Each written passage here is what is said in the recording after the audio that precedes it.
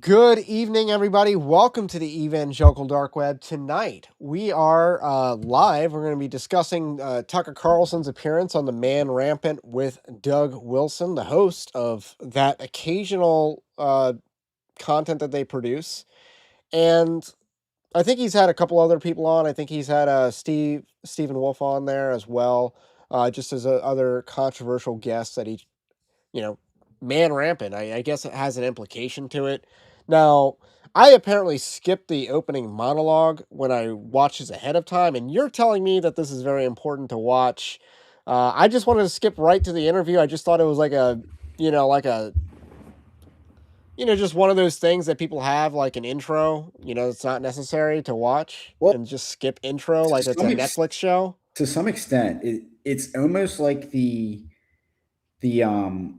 we did a live stream on like one of the race debates where they did a struggle session or a disclaimer at the beginning of the debate between, I think it was like a Mahler debate or something, where they did the disclaimer at the beginning, basically explaining that you had lost, but you're trying to recontextualize that you lost the debate. I forget which video it was, but if you have to do that for your conversation, that's not exactly a good sign. I think that was either sorry, not Nick Fuentes. It was either Neil Shenvi or Joel Berry is who you're talking about. I don't think it was a Mahler, Oh, unless it was this is it Samuel wasn't James Taylor. White versus Mahler. It might have been, or it could have been Samuel Stay versus Mahler. But Samuel Stay, yeah, he's an embarrassment. Let's just be real honest about that situation. So you can continue your point. So I do think, again, there is some theological nuggets with it that are not very good with Wilson's theology, but he also tries to like frame the debate in probably a very negative way, because I guess he's gonna receive criticism for, why didn't you ask Tucker about this? Why didn't you ask Tucker about that? Why didn't you hit him harder? Or why do you seem so congenial with him? Which again is the same criticism Tucker's gotten by entertaining even Nick Fuentes, which again, he did that in the aftermath of Charlie Kirk because of Charlie Kirk's assassination. That was why that interview happened.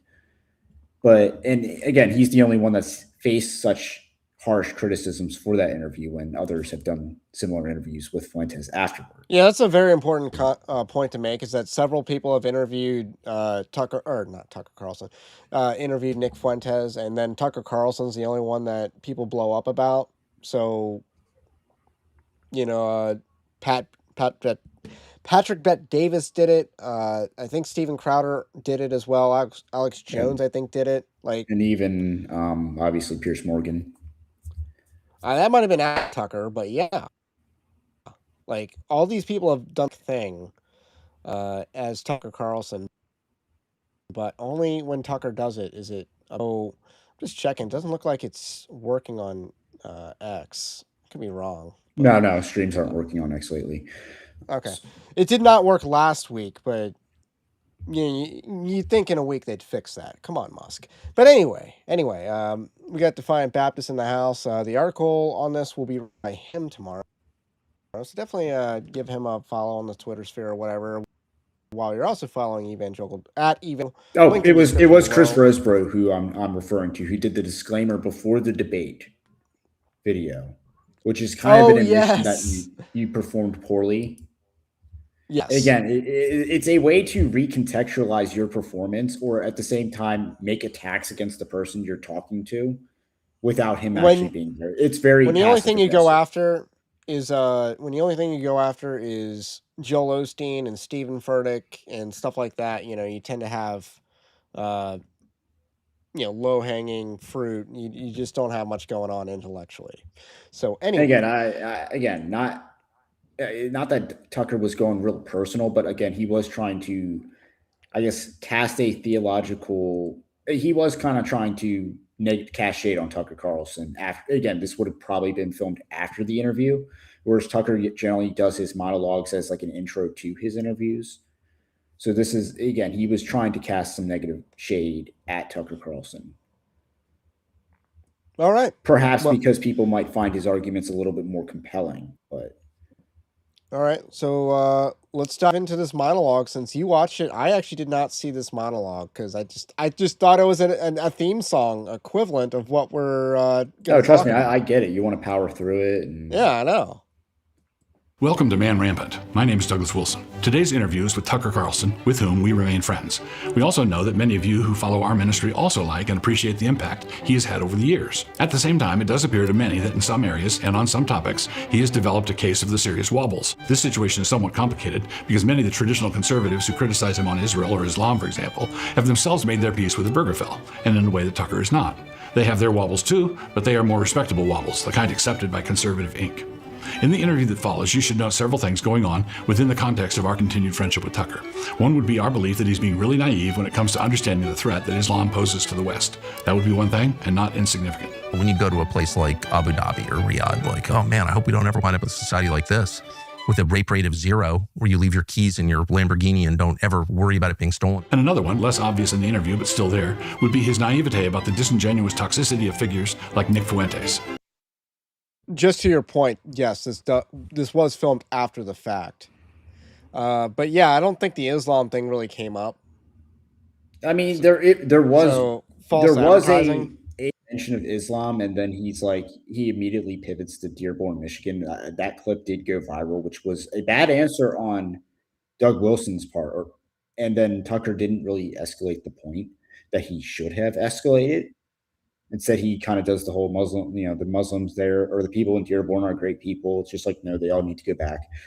But I don't really care what faith they claim to worship. But yeah, I mean, I'm not going to say Tucker hasn't made certain like overtures towards Islam, but at the same time, he'll also just say the exact opposite. So he kind of does straddle both sides of the fence. At the same time, he kind of did the people that are aligned with her are okay with Obergefell. But I mean, Ben Shapiro is vehemently against Tucker Carlson, and Ben Shapiro was libertarian on the issue of marriage, as he famously told the world. So, I mean, if you want to say that which side is okay with Obergefell, I think you can find plenty of people in the Zionist camp that are very fine with Obergefell, and especially if it's one of the tribesmen that is participating in the fruits of Obergefell. Okay, but I think Doug Wilson was given some false advertising on the emphasis of Islam in this entire interview. It just wasn't enough. Yeah, there wasn't enough, but at the same time, he could have had a conversation about which Middle Eastern governments are actually like friendlier with the United States or Americans than Israel, and then he immediately pivots to like Muslims in America. Yeah. So I'm gonna let him finish, but I had to kind of like provide some context. Okay, this was filmed before, or this was filmed after, and yeah, I just think the advertising's already misleading. Tucker saw very clearly how Piers Morgan was played by Fuentes, while not seeing that there's more than one way to be played by Fuentes. And so, with your permission, I would like to finish out this monologue with a bit of applied theology. It may look like I'm changing the subject, but I don't think I am.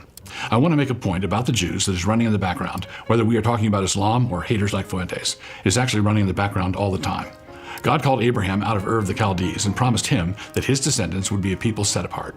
His purpose in setting them apart in that way was the salvation of the world.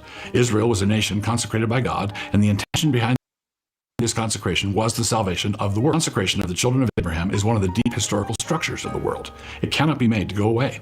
At the same time, there's no salvation without the shedding of blood. There must be sacrifice. There must be a scapegoat. The entire Mosaic apparatus pointed to this. So when the promised seed came, the wisdom of God was revealed in a gibbeted wisdom, the fulfillment of all the prophets. Cursed is everyone who is hanged on a tree. And so Christ became a curse for us, doing so as the true Israel. Christ, who knew no sin, became sin for us, so that in him we might become the righteousness of God.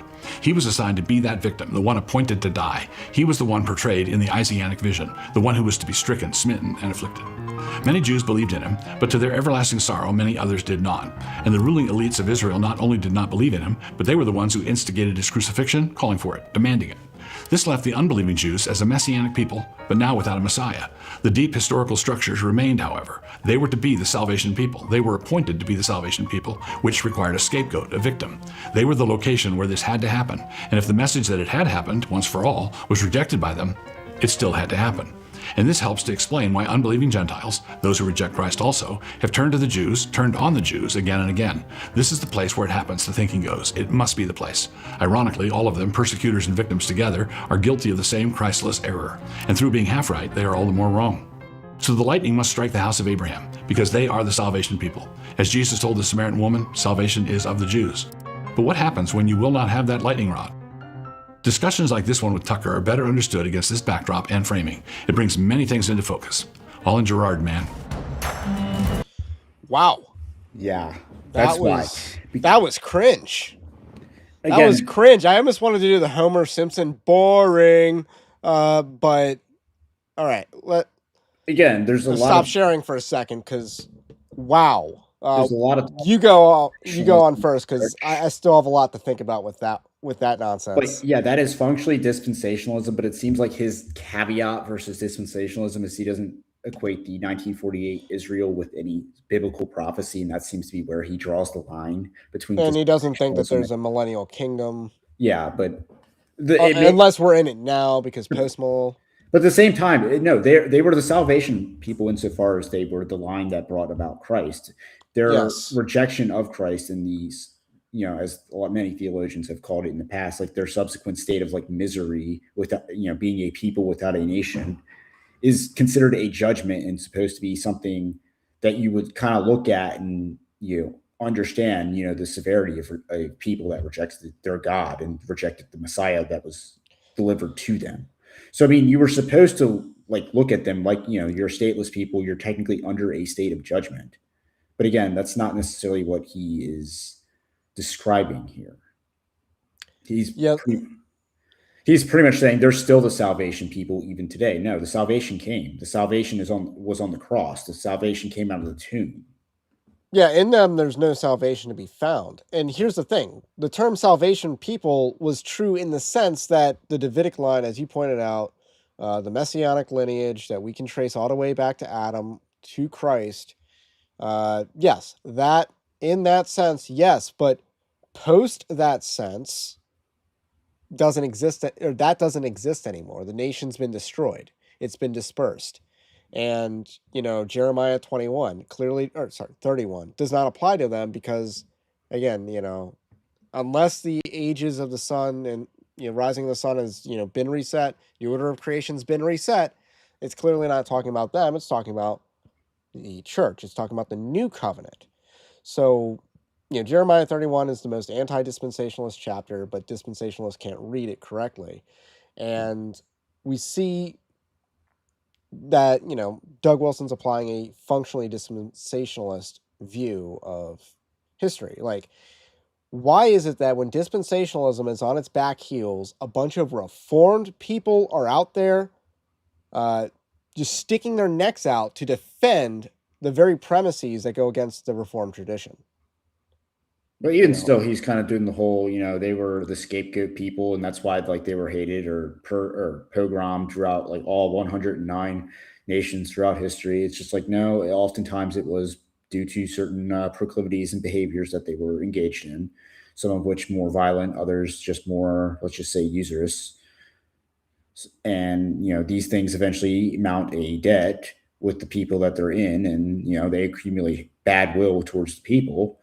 And that eventually culminates in some sort of event. That's, what happens when you basically treat, goyim like chattel, or you treat them where you don't think it's a sin to basically defraud them, to lie to them, to deceive them, or to sell vice to them.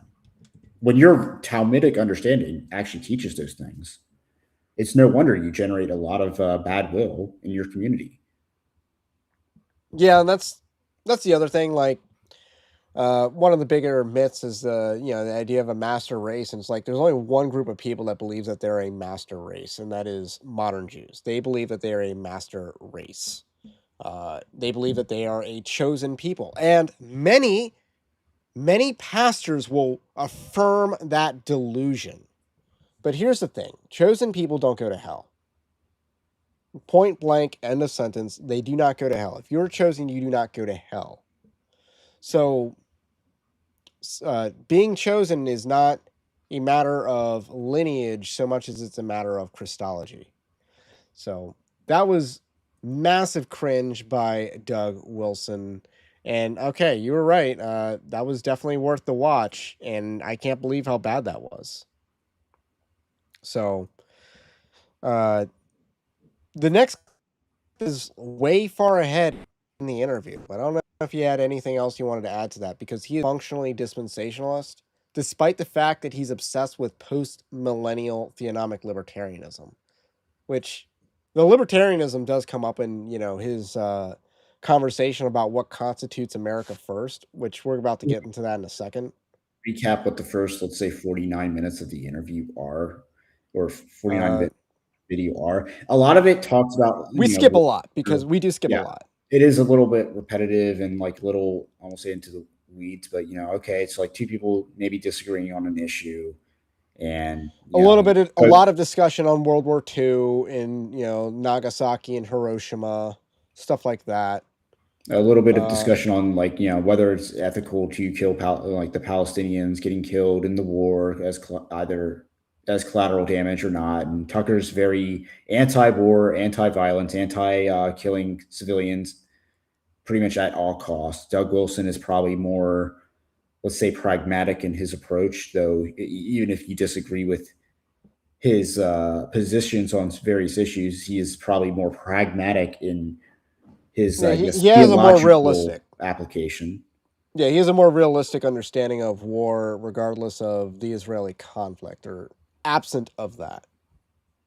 So yeah, that part's right. Then there is a portion that's a struggle session regarding his interview of Nick Fuentes. It was like, oh, were you really endorsing him by having him on your thing? Like on a scale of 1 to 10. And he just goes into that. Yeah, that was not a very good framing of the question, but it's like you're giving away too much of your intention with the question. And part of that conversation is reprised at the end. So I think without further, is there anything else that we miss in between that section? And because there's like 15-ish minutes between the part that I just referenced and what we're about to play. I mean, we could probably go forward. Okay. So now we're picking up about 49-ish minutes in, and we're going to go to the end, because there's not that much interesting. This should have been a lot more interesting. This should have been much better content. It was not a very spicy interview at all things considered. A lot of it was, again, talked about World War II, talked about Nagasaki and Hiroshima, whether it's ethical to drop the bomb. They didn't necessarily even talk about whether it was necessary or towards ending the war or not, but they just kind of almost assumed the premise, which that's not even true. But let's roll. And the answer I got was because he's that evil. He's so evil. He's running out of people to kill. He's committing self-harm. And that, for me, it turns out I was right. The U.S. did it, which I knew day one, but everyone attacked me or tool Putin, and I was like, no, I'm using common sense. What you're telling me doesn't make any sense. Oh, yeah, and there's a lot of talk about Nordstrom. Right. Or Nordic 2 or whatever, the pipeline. Veering off. Let's veer. I'd love to veer. Let's veer. One of the tragedies of the Civil War was that you had classmates and friends from West Point facing each other on the field of battle, right? And we've got a conservative movement that's fissuring right now. And you've made a point of saying that you're friends with Erica, friends with Candace, and you want to stay out of that particular thing. At some point, it's like the ethnic, in an ethnic war, you don't have to choose sides. Somebody else is going to do that for you. At some point, do you think the conservative movement is going to be a movement 5 years from now, 10 years from now? Do you think it's, or are we going to have three conservative movements? Are we going to have one? There's not too much division in it, actually. Okay. And we know that from the polling. Right. So what is it? What does it stand for? What does it mean to be a conservative in 2025? People have different definitions. Here's mine. All right. That's one of my questions. Yeah. I want to pause. Factor cap on that. Definitely cap. I mean, again, there is the graph of like the different views and viewpoints on the right versus the left, and the left is all like clustered in one pile, and the right is like too scattered.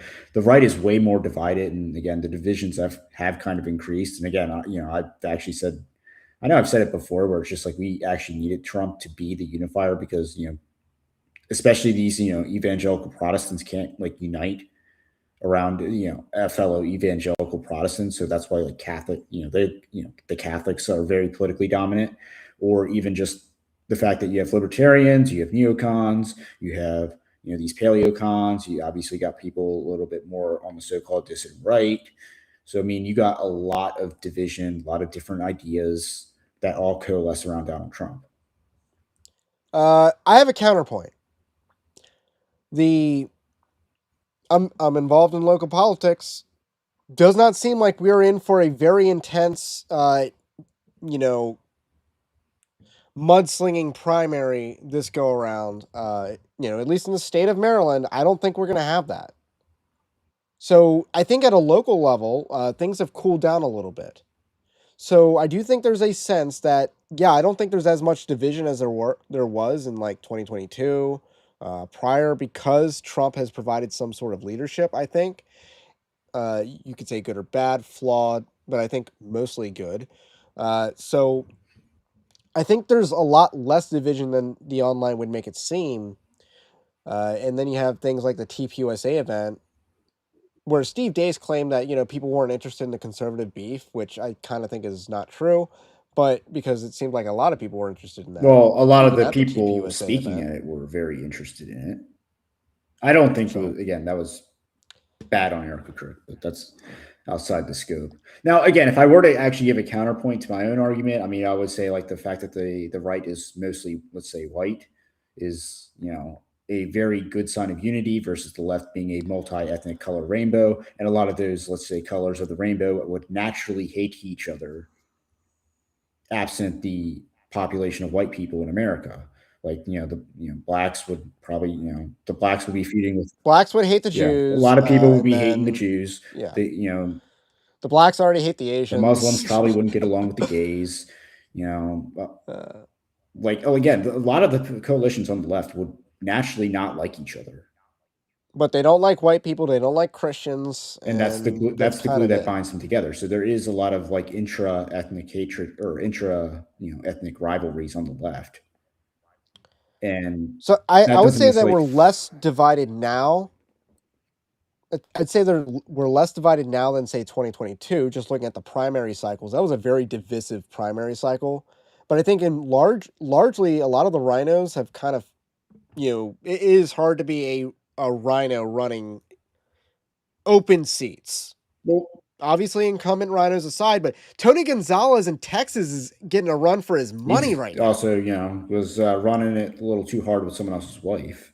So he's going to probably But isn't he like one of the one of the isn't he one biggest of like rhinos the in- impeachment one of the guys? Like he's a biggest rhinos serious. in Congress. Yeah. So and he's actually got a very competitive primary. I He's- mean, granted they've done some redistricting, but still, it's almost impossible to defeat an incumbent in the United States Congress. Almost impossible. It's very difficult. Would not recommend trying, unless it And I'm talking about within your own party, not within like flip seats, swing seats. So, but a lot of that, and Trump endorsed a very unifying candidate in the Texas 32nd as well. There's a couple primaries that we're seeing in Ohio and Florida that seem a little bit more divisive. Maybe Texas, the gubernatorial primary as well. But overall, maybe the Texas Senate primary, which we discussed earlier in a chat as well. So there's a lot of primaries that, are kind of at the centerpiece of that. But I would say overall, a little bit less divided because, white people are kind of waking up to stop hating. Yeah, I mean, again, that would be the ourselves, which is a biggest good thing. backstop against division is the ethnic unity, which, I mean, I think Christian nationalist arguments have largely won in a, more unconscious way. The Overton window has shifted against things like the Civil Rights Act. You saw a lot of Republicans not really willing to throw down for MLK Day. yeah, there's a lot of I don't know if any Republicans have gotten caught celebrating Ramadan. insert Ted Cruz soon enough, but I mean, to me, the biggest division on the right now is just more the optimism versus the pessimism side. That was let's say, a debate that was very active this past week. You're kind of seeing a lot of people that are very upset with the Trump administration, perhaps because of a lot of what they perceive as maybe foreign policy prioritization with Venezuela, and obviously there's some movement happening in Iran right now, which could just be factor cap as far as we know. Nothing It ever could just be happens. that. man. It could also just be, more posturing. Maybe they just do another strike. Who knows? But yeah, you do see a lot of like pessimism towards the administration. There's a lot of people that are probably ignoring the tangible wins. So I think a lot of negative energy, and again, Epstein does throw a lot of gasoline on this fire. But Is the documents were Well, released. yeah, but I mean, they're saying that it's the pessimism of whether anything will become of it. So, I mean, there is a lot of pessimism, and again, I mean, this is where a lot of the so-called retard right gets thrown in because they, getting out over their skis on various conspiracy theories. Maybe again, this would be Fuentes and like trying to basically say, drown down with the GOP rather than working within the system. So you do have a lot of people that are trying to get people on the right to basically back out and sit it out. And that's the biggest energy. And again, if you are on the left and you wanted to subvert the right, that would be your move. Elevate voices that would depress the voter base. Yeah, I think that's a very fair statement. And another big division is the JQ or the Israel question. But I think the Israel question's largely, even Charlie Kirk recognized, that Israel is going, Israel's not going to be popular in the next few years. He knew the trend was, the die was cast. And I think the die is cast. That is as divided as it's ever going to be, because we already know what the future is. Dispensationalism is dying. Zionism is dying. And there's no reversing that. The biggest thing you have to worry about is that certain people, knowing that the die is cast, knowing that, it's stage 4 terminal cancer, that they will be very dangerous because they have nothing to lose. They are basically, the fish on land. They will flop until they either give out or, find some water. And that's the biggest threat. And again, you just got to. But here's the other thing. Why are all these supposedly not dispensationalist people, Doug Wilson among others, I'm not sure I want to name more names right now because it hurts, why are they rushing to save dispensationalism, to save Zionism, when they say that they don't hold to Well, in Doug Wilson's case, I mean, obviously he's in his 70s, so let's just say he won't likely be, life expectancy versus what the day Zionism loses political hegemony in the United States. I mean, one of those is more likely to come first than the other. So he can, I won't say sell out, but that does his access to conservative media apparatus is largely predicated on certain positions he is taking, and I think that gives him more favorable access. Alrighty. Let's continue. Number one, you believe in America first. And that's not a scary concept. It's the only legitimate rationale for government in a democratic republic. And that's the government acts, broadly speaking, tries to act on behalf of its own citizens first. Not exclusively, but first. Because why else have the government? Who owns the government? The citizens do. So there's no other defensible rationale for our government. That's the only one. And there's nothing creepy or fascistic about it. And again, was the point of the government. We should restore that to reality. So America first. And all decisions about what government does should be evaluated against that. Does this help us first? And if it doesn't, tell me how can we do this? That idea, which is the core idea of MAGA and Donald Trump's 3 campaigns for president, has overwhelming 90% support among Trump voters and still a majority among all voters. Right. So that's not a division. That's almost unanimous. Well, there's a devil in the details thing here. So I agree with you. First, America should act in America's interest fundamentally. That's what the government's for. So that's no other reason. And America first is not jingoistic, because I think that South Koreans should think South Korea first. That's the America last people are the jingoists, not me. I'm not excited about a war with Venezuela, Iran. Pick a war that Ben Shapiro loves. I'm against all of them. I'm the opposite of jingoistic, actually, because I believe that my country is the most important and I want to fix it. So the Mr. America First would be Donald Trump, and there are things that he does, like slashing regulations on businesses, that I think really are America First. That is going to bless Americans. It's going to bless American business. It's going to, yay, go team, go team, go. Tariffs. Okay, this is just complete libertarian retardation to say your first example of America first is regulations. Well, it depends on how you're going to go about it, but yeah, the whole deregulation regime. I mean, technically, your Chamber of Commerce neocons were perfectly fine with the deregulation regime. And again, that would also extend to, let's say, environmental destruction of corporations at the expense of the people. That might even, allow other certain things that might be considered undesirable. or have like negative externality, or let's deregulate certain financial instruments rather than like enact usury laws, for instance. That would be regulation, is usury laws or credit card interest rate caps, which someone at Moscow opposed vehemently. Yeah, so the idea that deregulation is, I don't think he's cited any specific tangible example. Is America first? Are you kidding me? Like, that is just libertarianism as a drug, and never try it. It might be worse than meth. Could be wrong about that. It's definitely worse than cocaine, but it might be worse than meth. I think the jury's still out on, right? Tariffs could be an economic thing, or they could be a negotiating tool, or they could be so complicated that it winds up hurting American businesses, right? That's all true. So it's a complicated thing. But Donald Trump is going to defend tariffs under the mantle of America First, right? And someone could oppose Donald Trump, and I'm not taking this position, but he could oppose Donald Trump on tariffs because he too is America First. Right? Of course. Right. So that's where the political debate comes. Well, that's where it always has been, but I think it's being forced now because of the debate that's been ongoing for the last couple of months. Okay. Again, you cannot be America first and oppose tariffs. You just can't. We have a very proud history in this country of using tariffs to bolster our manufacturing, and we need to be, if you want to be America first, and this is where Trump is bona fide credentialed on America First, because Trump was promoting tariffs and protectionist policies to bring back manufacturing in this country before. Yeah, that was like him coming down the elevator. Again, the two things that embody the MAGA movement are anti-immigration and protectionism, economic protectionism. Those two things. Again, what ruined America?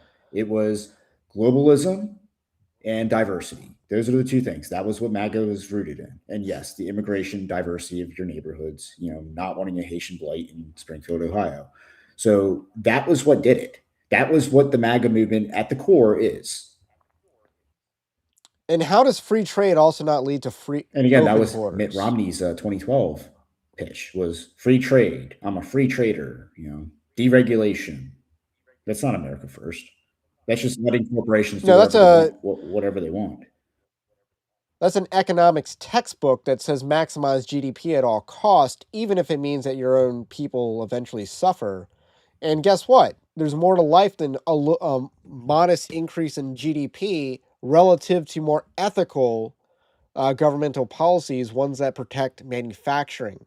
Look at Japan. They have one of the largest economies in the world for such a small island. They got nuked. They have, well, an anime culture. I'll just leave it at that. I'm not trying to offend any weebs out there. But nevertheless, why is Japan so successful? Because they have a manufacturing-based middle-class economy. They make TVs. They make cars. They make all these, consumer electronics. They make all these things and support middle-class incomes. That is why Japan is so successful. And yet we had all of that in America, and then we exported the manufacturing. So now we had to create a bunch of jobs. No, we have a lot of service sector jobs. We got a lot of healthcare jobs. That's not exactly we've created a lot of healthcare jobs. That is true. Sign long term, because that's just like, it's your economy is quite literally dying, and those people are dying, and you just need to create jobs that serves the people that are dying. And yeah, so the idea that deregulation is an automatic W, the idea that you can be anti-tariff but America first is like, do you see the economy and the issues that we are having? The fact that you can't get a job right out of college, the fact that AI is going to replace a lot of jobs. We need all the tariffs. We need all the, ban the immigrants as we can possibly get to mitigate the job loss that is going to be, inevitable. Or even just supply chains, AI and all these, and robots, and all these other supply things. chains that were very dependent on Taiwan for certain semiconductors. And obviously, look at the price of RAM. Well, that RAM is generally not manufactured in the United States either. So I know, we just had to buy a laptop in our house, very expensive.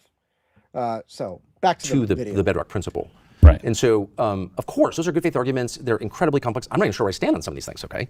So I absolutely, that's been the state of play for a long time. But because no one was allowed, and I mean like, no, you'd lose your job for being like, what is this? The conversation I had was, say, Ted Cruz this summer, that had never been had with any U.S. senator ever before. The one about Israel? There's like super obvious questions, like, what is this? It's a foreign lobby. It's not a foreign lobby. Then what is it? Is it America lobby? Is it for sending money to America? I don't think it is. I mean, it was like, so the reason that he didn't have an answer is because no one had ever asked the question. These are big questions, and they're big questions because we almost had a regime change war with Iran that month. So now we're basically just overturning the last stone. There's a lot of critters under it. They'll scurry away.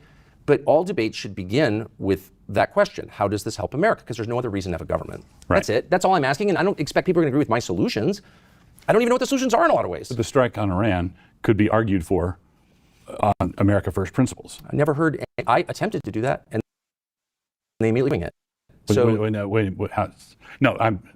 attempted to have a debate like, how is this in our interest? The guy just got inaugurated. I was there on January 20th. And days later, the head of a foreign country is in his office demanding that all of his attention and billions of our dollars go to his problem. And it's like, that's when I got involved in this. I just don't want to regime. I don't want to argue about Israel. I've always liked Israel, actually know a lot about Israel, been there several times. I'm not against it. But this is ridiculous. What are you doing? Our country is dying in a lot of ways. We need to deal with our problems. We're so in debt that we'll never get out of it. And you're telling me that Iran is the biggest problem? It's a bigger problem than OnlyFans? Like some huge percentage of our women are prostitutes now because of OnlyFans. That's a bigger problem than Iran. Sorry. Right. At least that's my view. Right. I mean, maybe you have a counter argument. Okay. But I voiced this and they're like, you hate Jews. I'm like, couldn't the counter argument be they're both problems? Yes, but look, there's only so much time and so much money, so you have to create a hierarchy of concern. I'm merely putting Iran where it deserves to be, which is very low on the list of concerns if you're running the U.S. government. The number one concern is we're about to have a debt crisis, in which case we become poor and we lose the status of the U.S. dollar as the reserve currency, and we have to actually pay. And then that's when they like take Yellowstone away and our water rights, and like this becomes an impoverished, fractured. Who's they? Our debt holders. So it'd be Japan, China, Europe, the world. Like at some point there's collateral, okay? You owe money you can't repay. What are we going to do about this? I'm just imagining this. I don't know that anyone would ever call Yellowstone, but I'm just saying, like, when you owe money, you borrow that money against an asset that has independent value, right? That's why, you know, your home loan is collateralized against your home. Duh. We don't have any collateral. There's more paper than there are assets. So, like, I'm just saying, without getting into it, this is a true crisis. And Trump had a lot of ideas for how to deal with it. I don't know if all of them are right or not, but his energy was focused on this. And then this foreign leader of a country of 9 million people with no resources, no strategic value at all. At all. It's not, I love Jerusalem, great. Israel, apart from our defense guarantee, is meaningless. Israel's important because we say it's important. That's the only reason. Well, what's its strategic importance other than that? Are there trade routes? I don't know if you want to pause it here. Just because...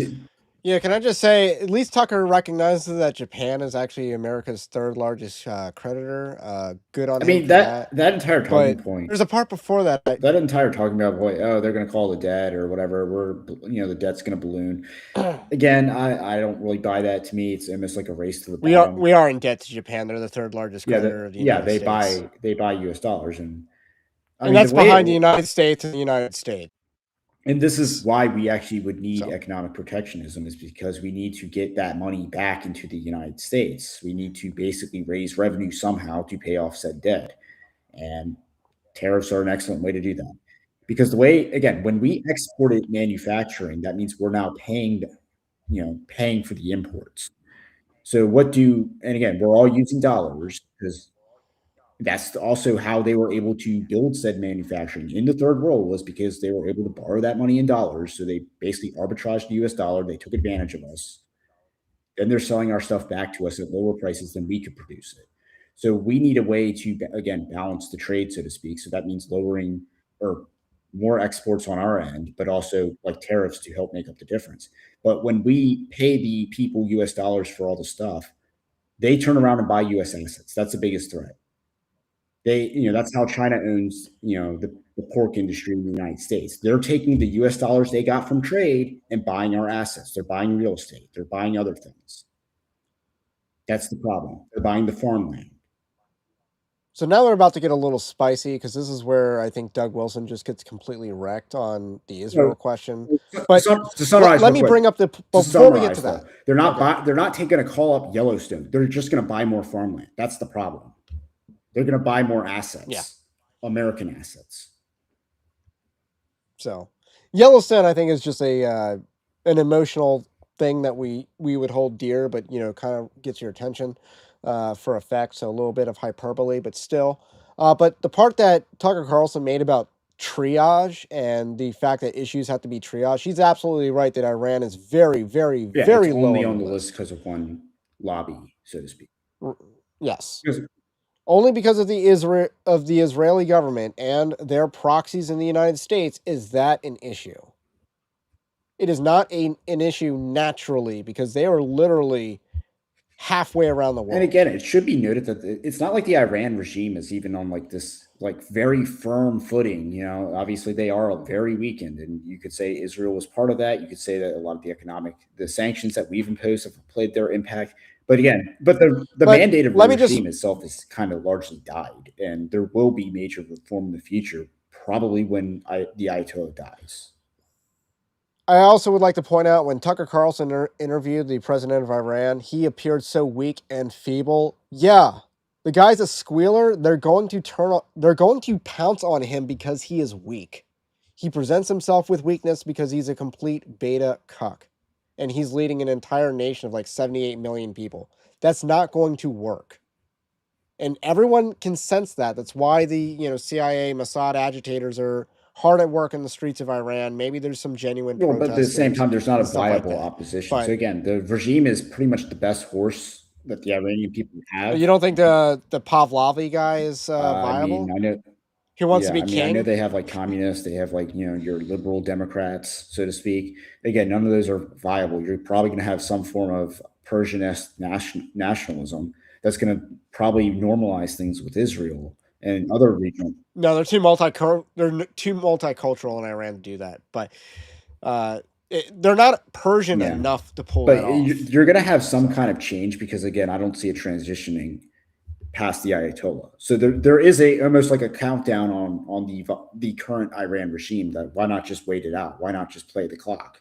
Why not just let death come for the Ayatollah, and something's going to happen when that day comes? And the regime is very weak. Like, what is this? I don't understand it. Yeah, I think it's a very simple thing, and that is going back to our friends, the Christian Zionists. They're a huge voting bloc in American domestic politics. Right? Well, of course. Right. And so anybody who wants to be successful in American politics on the right of center has to demonstrate You're absolutely right. Has to demonstrate an affection for Israel. No doubt. But what I'm saying is, like, at some point, I get that, and that's the core weakness of our system, is that it's easily subverted by blocks of voters who are highly organized. Okay, got it. Jefferson. I actually am going to call cap on that. That is not true. I don't think that's true. I think that was a myth, and a lot of people fell for it that ran for office. But I'm saying right now, a lot of people who are running for Congress right now, they're not including the support for Israel plank in their platform for office. Well, I would say and guess what? It's not costing. I would say them it certainly anything. was true. I mean, there is a. I don't think it was. I think it's just something that was taken as a standard talking point. But if a politician refused to have that talking point, refused to make it part of their message, but otherwise stayed on point with, balanced budget crap, which again, no one's ever lost for voting for spending. They said that they were pro-life, defending life and stuff like that.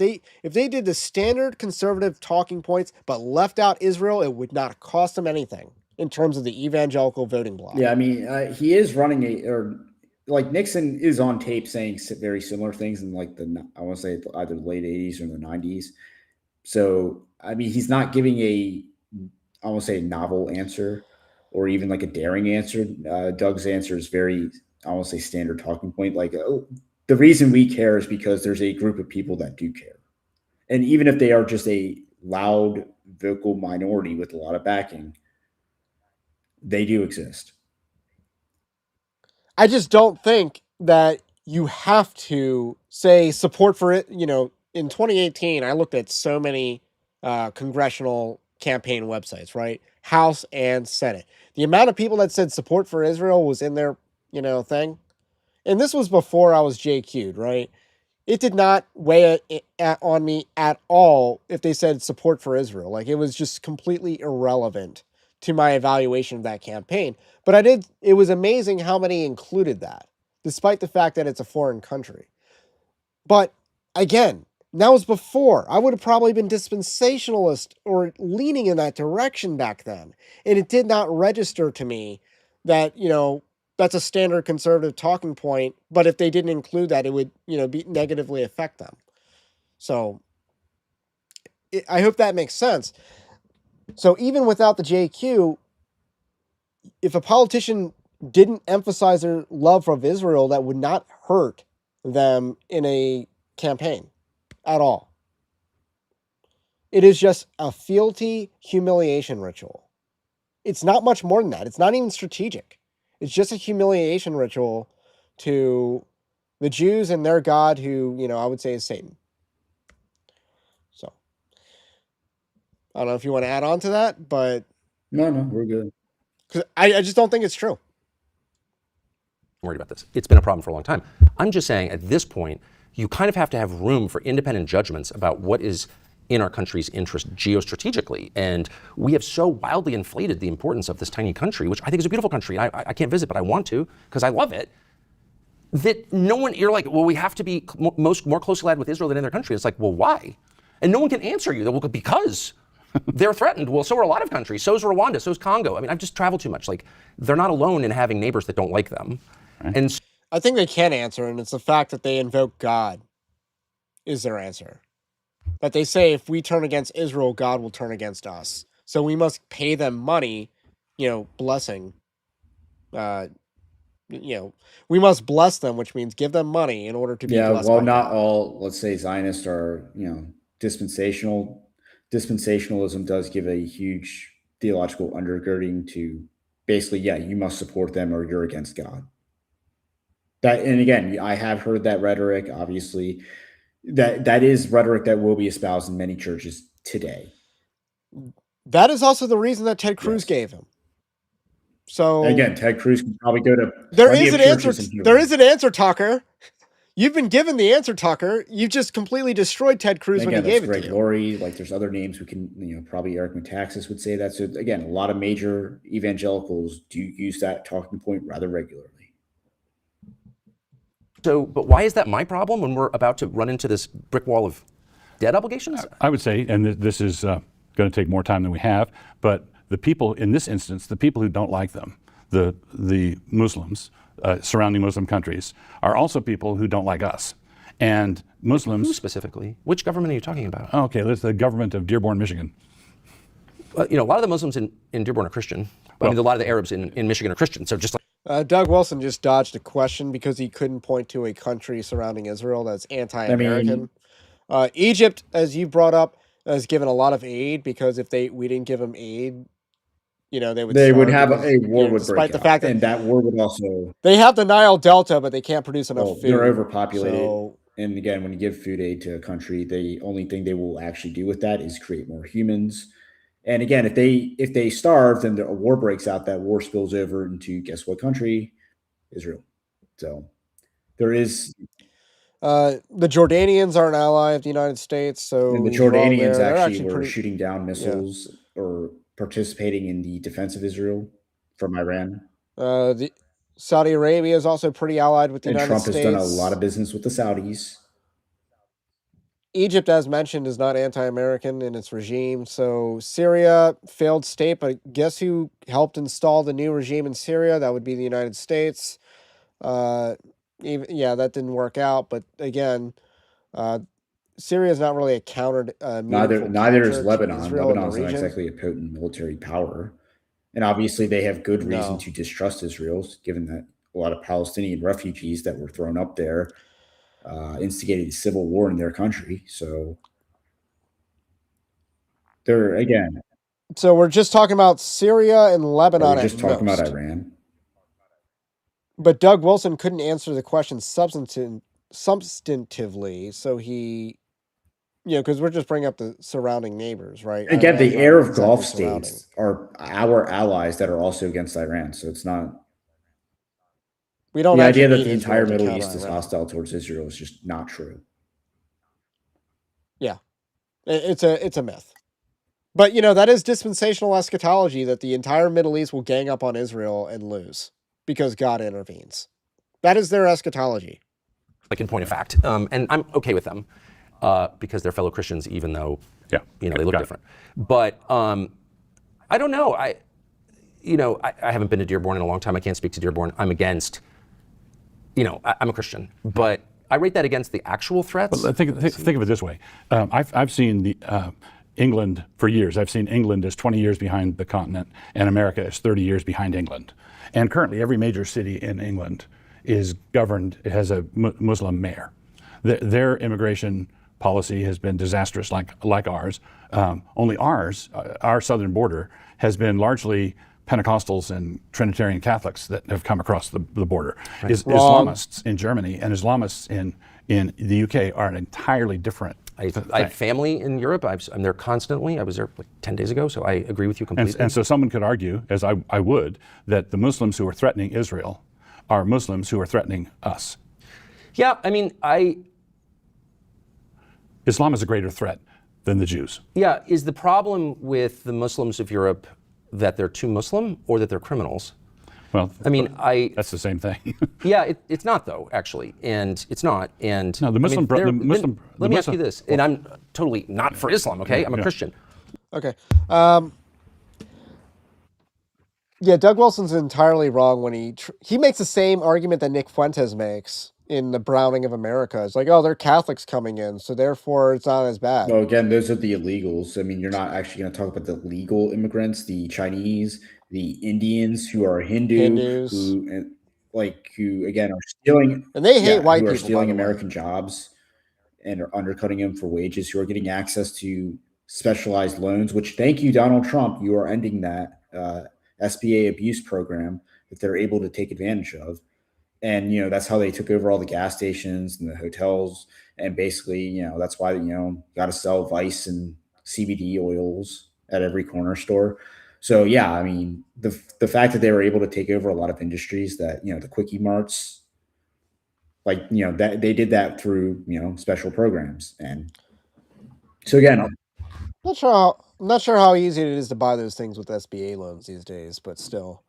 But the long story short is legal immigration is worse than illegal, and you got a lot of people from various subcontinents, and again, they're not Christian. They're not maybe. So let's answer the question: what is worse, the Muslim or the person of Islam, or the Muslim or the Islam? I mean, again, you're going to get both when you're dealing with these people in Europe, because you do have the sense that the whole these people these dictators let out their prisoners and sent them north to Europe and got rid of them. You're dealing with the fact that you got a bunch of military age men from Islamic cultures. So this is where the people come in, and then they're just rapists and gangsters. But at the same time, those are second generation people. Another thing to point out, because we're trying to what he's trying to do is separate the race and the religion. And what I would say, and I think you've kind of also said it, is that they're not really separable. I mean, there are illegal immigrants, white Muslims. This would be like the Assads, or people in Syria. Well, illegal immigrants. Let's start with illegal immigrants. Despite the fact that they're often Pentecostal, apparently, which it's not entirely wrong, but minority. Come on, or Catholic, nominally Catholic, infused with Aztec, paganism. So, illegal immigrants, broadly speaking, fall in those things. And then, they, do a lot of sexual degeneracy to minors, right? That's kind of like a that's Latin a American stereotype thing. Can you separate that from the religion? Well, obviously, because they're not the same, but let's be real. They're not really Catholic. They're not really Christian. But they are a part of people groups that have no qualms about, diddling or cousin kids. marriages. There's also that. Well, we haven't gotten into we're just speaking of illegal immigrants for a second. But we move on to Muslims. Obviously, they have a lot of things that are incompatible with Western culture. And, is that separable from Islam, or is that just endemic to it? How much of it is the race and the culture, and how much of it is Doug can't say it's because they're Pakistani. Is it because the Pakistanis are Muslim, or is it because they're Pakistani? I'm going to answer yes. Yeah, I mean, it does go back to the whole debate of, did white people convert to Christianity? Were they just savages before Christianity? It's like, no, they're actually so noble, and that's why they converted to I mean, Christianity. we do have, There's two we definitely views have, I there, mean, yeah, right? there was probably more barbarism, but at the same time, we do have certain ideas of, we do actually know what the Germanics thought of like marriage and stuff prior to their Christianization. Yes, they had monogamy, and they valued marriage and stuff like that. Whereas Islam is a religion of hedonism. So who does it appeal to? Barbaric people. So who's a very famous Muslim convert in our culture? Andrew Tate. He's also not an American. I mean, I think maybe nationality wise, he might be, but dual citizenship and all. But let's be real. He's not actually an American. So he's not really British either. But let's be real. So Andrew Tate, third worlder, but loves himself some hedonism. So Islam comes naturally to that. So I think that's really the crux of the conversation right here, which it doesn't really get into all that much. But that's kind of like there's some spice to be had there. What is it? The Islam or the barbaric nation? Which came first? The chicken or the egg scenario. And I think Iran might actually be a more positive example because Persia is kind of historically they're a high civilization. Yeah, they're a higher, quality civilization, historically speaking. Maybe are they a counterexample, though? Or is it the fact that they can't develop a nuclear weapon in 30 years? No, you kind of could a even testament to the fact that they're argue not that they're not paranoid. even trying. It's just a bargaining chip. Maybe. Why are there twice as many Christians living in Qatar as there are in Israel, do you think? Twice as many Christians in Qatar as Qatar. Yeah, the Islamist slave state that we hear so much about. But there are twice as many Christians living there as in Israel. And they can leave if they want. They came freely, but there are twice as many in Qatar. Why do you think that is? Can they build churches? Yeah, actually the state gave them the land for their churches. But why is that? If what you're saying is true, because it's not true, actually. Right. Islam is false. I don't believe in it. Right. Don't want my kids to be Muslim. I'm not Muslim.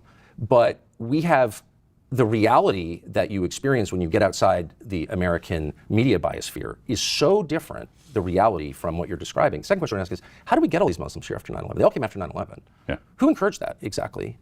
Who encouraged that? And it's a lot of the same people who are now encouraging us to hate Muslims. Actually, ADL was totally for it. Totally for it. We want to make who? ADL. Oh, ADL. Completely for that. You could not, for 25 years. No, they encouraged that. So what is that? I don't know what that is, but I know that the same people who are like Islam is the problem are the same people who brought us all these Muslims here. Right, because I feel like I'm being played a little bit. That's all I'm saying. Yeah, I agree with that. The left wants discord. The left wants to foment problems. They don't like white Christians, so they wanted to dilute the population in the United States, and they did it systematically through migration, and they did the same thing in Western Europe. And I think we should stop all immigration, period. And I would also say that at this point, you can't, we have this non-Christian society. Like, we're not going to have an overwhelming Christian society in my lifetime, sadly. But what do you do with that? And the first thing you do is recognize that attacking people on the basis of their DNA is going to turn us into Rwanda. And so you have to, and the same people crying anti-Semitism constantly, telling me I can't have free speech rights because there's anti-Semitism, are the same people telling us that we have to hate Muslims because they're Muslim. Well, and how is hating Muslims better than hating Jews? Yeah, it's not. Exactly. If you hate Muslims because they're Muslim, that's the same as hating Jews because they're Jewish. Yeah, correct. I'm out. But if you are opposed to Muslims who have read the Quran, which I've done a couple times, I read through the Quran, and the Muslim Brotherhood, the people, the jihadis, are not twisting the Quran. I'm sure I wouldn't know. They're being consistent with it, and I see them as a far greater threat to the West than the state of Israel is. And so protecting Israel from Muslims, you could argue, is a roundabout way of protecting. It's a proxy. How's that work for us? So we went to war in Iraq in March of 2003 at the behest of Israel, flat out. Bibi said it. Glad you're doing it. And I don't know, there's no debate about that. And then in the years since, we've gotten millions of Muslims in the United States, millions, since the Iraq War. Yeah. So how's that program worked out for us? We didn't have any Muslims in the United States when I was growing up. Yeah. And as our support for Israel has become more and more fanatical, which it is, it's fanatical, can't even discuss it, anti-Semite, we've gotten more Muslims. So I don't think this works the way that we think it does. Right. I think that the whole system at the That was a masterclass right there by Tucker Carlson. Credit where credit is due. And just because what we are dealing, let's go back to the Iraq War for a second, or the Afghan War, or whatever. we have to fight them over there so we don't have to fight them over here. That was the talking point. And now Doug Wilson, he brought up in his support of Israel, Israel's fighting them over there so we don't have to fight them over here. And Tucker Carlson raised the question, how's that working out for us? We just brought them over here because of Israel. Yeah, George Bush let in more Muslims than were basically here before. Like the amount of Islamic, the Islamic immigration. What is it? And again, Steve Deace, actually, ironically, you mentioned earlier in the conversation or in group conversation, that he was big on like pushing the whole, we've imported more Muslims since 9/11 than like 39 the population of 39 states. And that's how many Muslims we've imported since 9/11. The one, like what one would have thought would have been an opportunity for like a Muslim ban. But yeah, we're importing more again. And Trump just, I also think Doug Wilson's trying to delineate between practicing Muslims and non-practicing Muslims, but he's also going to make that same delineation towards Jews. And here's the thing: if you're a Jew and you reject Jesus, you are practicing your religion, because that is all your religion really consists of. Yeah, I mean, again, there does need to be a delineation between Europe and America on this question, which is worse, Islam or Jews or whatever other religion you want to insert. And again, in Europe, I think there's a very strong case that Muslims are the bigger threat. In America, I don't think it's as much the case, especially since Trump's banned immigration from like a laundry list of countries. So it's not like they're coming here anymore. There's the IQ, which stands for the India question, which one could argue that that's a bigger threat to America today than Islam. The H-1B question, Yeah, I used to work in IT. I was like one of 5 white dudes out of like, I don't know, 150. like I don't know how many people. One could argue that. I mean, obviously, maybe closer to like maybe like 75 or something to 125. I don't know how many people were there, but I was like one of 5 white dudes. So yeah, that again, real thing. Entire like again, one person gets hired, and slowly, especially in like middle management, then suddenly you get a lot more of them in the departments. Yeah, and here's the thing: it wasn't necessarily Indian; it was Nepal. Was the big where I worked, and yeah, people got hired because they were from Nepal. Like that was legit the reason, because nepotism was big. I mean, granted, it can work for you and it can work against you, but nepotism was big there, and yeah, people got hired because they were from Nepal. Like bank tellers got hired and stuff like that. Like, and they did not last. I lasted, so. So anyway. I mean, again, even just trying to say which is the bigger threat, I don't buy it. Again, the biggest, if you had to say what is the case that the Jews are the biggest threat, you do have Americans are dying for wars in Iraq and so forth. Our foreign policy is being consumed, which again, our foreign policy should be fixated on China. And again, you have this giant distraction in the Middle East that doesn't necessarily serve a national security function, because the only objective America really has in the Middle East is making sure the oil gets from A to B. And right, to make sure the Gulf is not impeded, and make sure the Red Sea is not impeded. And which again, arguably Israel, or not arguably, inarguably, Israel is impeding that goal, or presenting a major, let's say, hurdle towards accomplishing that mission peaceably. Yeah, and as we get into the more Arctic Circle discourse in Greenland and all that, hopefully the Middle East becomes more and more irrelevant. Yes. So again, a lot of the world might be moving away from like Middle East centrism in foreign policy. So again, and then if you had to, on the flip side, what's the other argument that that group is the bigger threat? Well, it's obviously their influence in the politics, as in their elite class. That's the the donor class of the Democrat Party. It's the certain interest in America, in the American right, the Adelsons, or the Soros types. And what Doug Wilson and many others refuse to admit is that the Democrat Party is a Jewish party. Their top donors like 60% are Jewish. Of the money. Many of their top leaders are Jewish. You could argue that they would probably be a, let's say, labor union type party without a lot of the progressivism, without the that influence. And then last point on the the trinity of why they're a Jewish party is Jews vote overwhelmingly Democrat as much as white evangelicals vote Republican.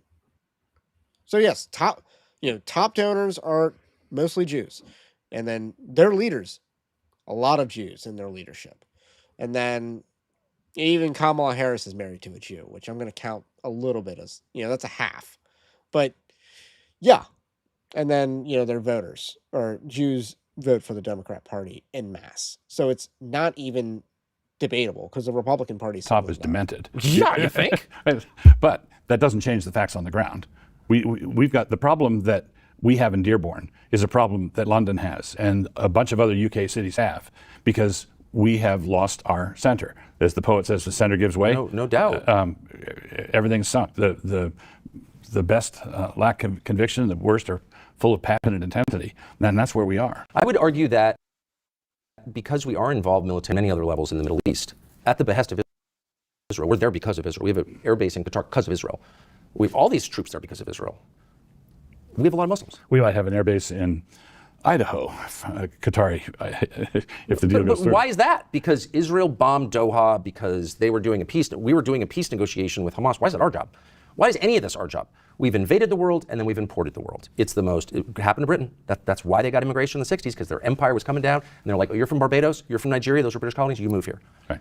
And we're doing the same thing. So how about we don't have actual interests in the Middle East other than oil. Let's just pull back because this is destroying our country. Right. Turn off the tap and here, drill, baby, drill. Exactly. Right. Exactly. All right. So although we've not solved very many problems I at feel all, like we're close, man. we have identified at least 6 or 7 rabbit trails that we could have run down and then did not. Can I apologize too for saying I hated anybody? I'm sorry I said that. I mean it too. Oh no, you made that clear. I thought your moment at Charlie's memorial was powerful, and it was straight at the essential issue. We need to forgive. I got attacked for that. That was anti-Semitic. Yeah. Yeah. How was that anti-Semitic? So a bunch of things that normal people do. A bunch of things. Oh, because he said hummus eaters. He made a joke. But anyway, I thought that was pretty innocent and benign, but the hummus eaters did not. That normal Christians do, wanting a Jew to believe in Jesus, for example. That's simple evangelism and that's simple love, and that's not anti-Semitism, right? But Nick Fuentes is an actual anti-Semite. I told him that. I mean, I got nothing to do with that. I told him I'm against it, which I am. Yeah, cool. But clearly yelling at the kid makes him stronger. Yeah, You should watch that Piers Morgan interview. It's one of the funniest things you've ever seen in your life. He has no idea what's happening. There's a German word that prevents me from doing that. It's called Fremdschämen, Fremdschämen, which is the agonizing feeling you have when someone should be humiliated for himself, but somehow it's not. I love that. Fremdschämen? Fremdschämen. Fremdschämen was when you, and my whole family has this affliction, when someone is just making a total mess and they don't know that they're making a total mess. It's just, ugh. I may have a little bit of that. All right. I should be more ashamed than I am. Thank you. Thank you. That was great. I appreciate it.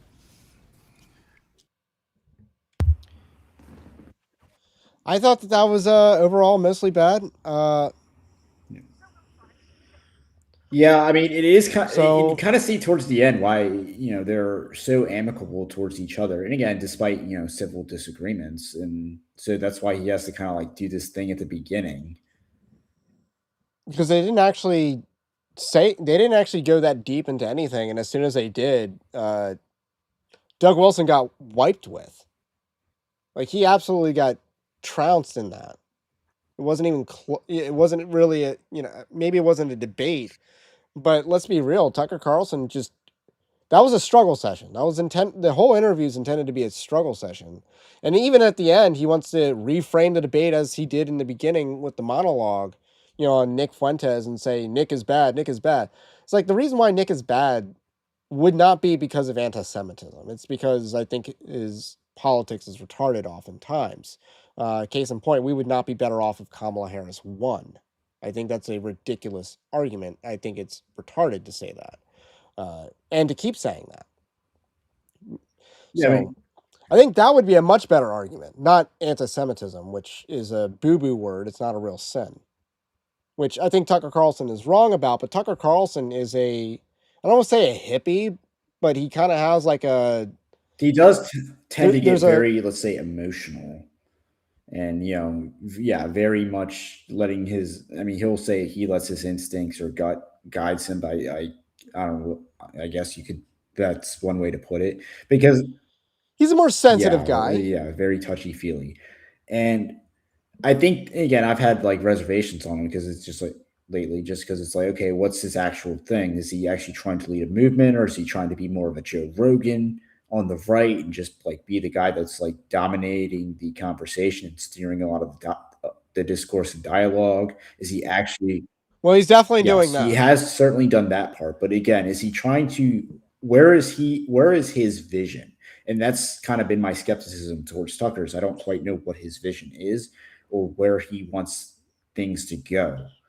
And again, I'm not necessarily sure I found that in this interview, not that I was expecting it, but you certainly see that he is very much rooted in a anti-war posture, and that seems to be probably one of his core tenets.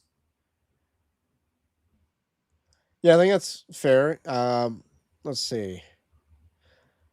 And again, it does seem I like he just does say a lot of things very emotionally. and then Doug Wilson trying to frame this conversation the way he did in the beginning is like, yeah, that was very Chris Roseborough esque.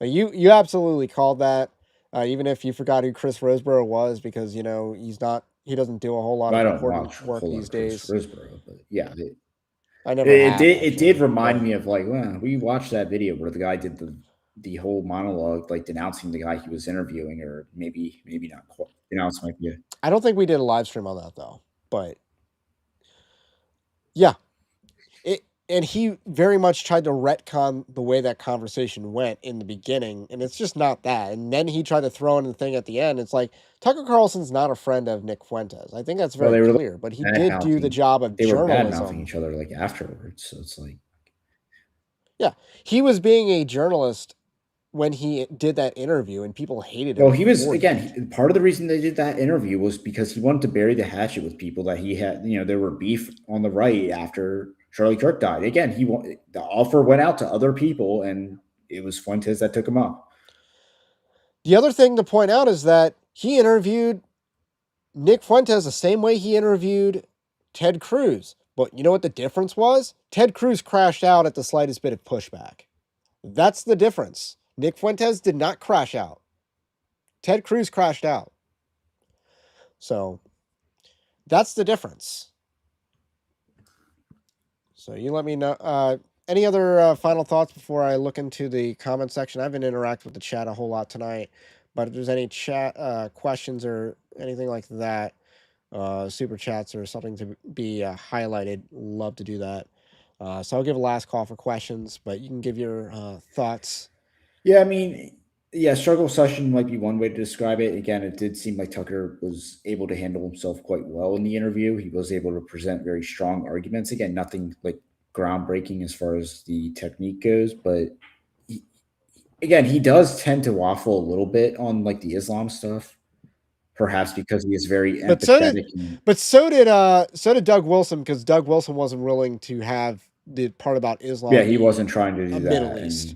And again, he also didn't want to entertain the whether it's Paki or it's because they're Islam. And it's like yes, Yeah, yes. it's And both, that's why and because guess what? All these supposedly Christian nations that immigrants yeah, I come don't want from, them either. they're not exactly higher Yeah, I don't performers want them either. either. Although here's something to be said: like the best areas in India are the ones that are historically They're Christian. probably also the cleanest. That's what I'm saying. It's like it's not the Punjabi area or whatever. It's the like the I southwestern mean, there's coast kind also of like thing. these Tibetan people that are in India, and they're also like again higher performing, like better, cleaner. It's just like yeah, they're because they're very Tibetan, so they look Chinese. So what is it? The chicken, the egg. Is it the religion or is it the faith? Which I think someone said that maybe it was an exaggeration to say that the ancient Europeans were noble, but I think compared to most of the ancient world, I I think mean, that's true. I think that's definitely true of Rome. if you're Aristotle, you'd say that a Greek is noble anywhere he goes, and a Scythian is only noble wherever he's from. I mean, that's very witty. So yeah. Let's see. Well, there is one question here. Again, does he actually think that? And I guess this is referring to Nick Fuentes' thoughts on the Jays. Again, I mean, obviously, I know Fuentes has a lot of things to be edgy. He is an entertainer, obviously. So there is almost that clown nose on, clown nose off mentality.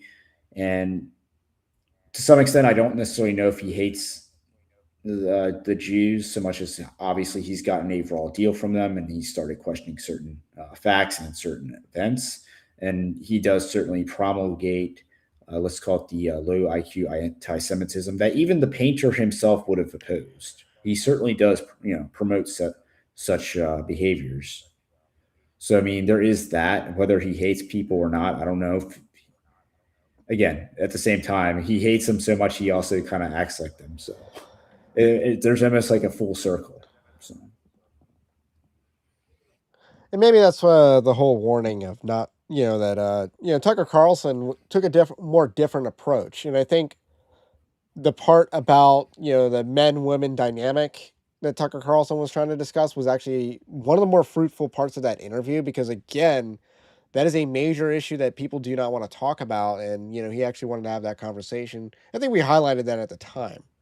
So, that being said, I don't think there's any more questions. So I think that's all we got for today. My name is Ray. This is Anthony. If you like this kind of content, do also subscribe to the channel, to the podcast if you're new. We have a free newsletter that gives you a free copy of my ebook that's above in the background here, Winning Not Winsome. And while I'm working on my second book, which should come out, I don't know when it'll come out, but eventually I'll be done. I think I'm about a quarter of the way done, maybe. So there's hope for me there. Hopefully I won't be like sick all of next week too, but this week I've been like rough in recovery. So anyway, I think the only other thing in the plug was the Patreon-like system, because Patreon does censor, but we built our own Patreon-like system several years ago, so you can support us there. That's also linked in the description below. Like and subscribe on your way out if you are new, and that is the least you can do. Have a blessed day, blessed weekend, and stay based. Christ is King, and we